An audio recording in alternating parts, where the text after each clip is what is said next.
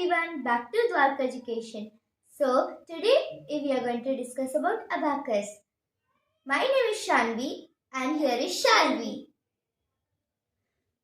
To arrange abacus, we should use our index finger and our thumb finger. The downer beads are called earth beads and the upper beads are called heaven beads. This is called the answer bar and this is called the answer dots. Abacus came from a Latin word abac. So we have to hold an abacus by the left hand, thumb finger, ring finger and the little finger. Like this. We should always keep the abacus on a flat surface. The index finger and the thumb finger are called the butterfly movement. 6, 7,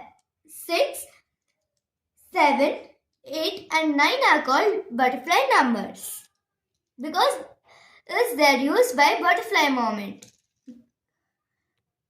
We should hold a pencil in our right hand when you are using abacus with our middle finger, ring finger and little finger. These two fingers should be open because we need these two fingers to move the abacus. So, let's discuss about abacus. The upper beads are counted as 5 and the lower beads are counted as 1, 2, 3, 4. So we'll meet in our next video with interesting exercises. This one is our abacus series. If you like it, please connect with us. Meet with you soon with exercises.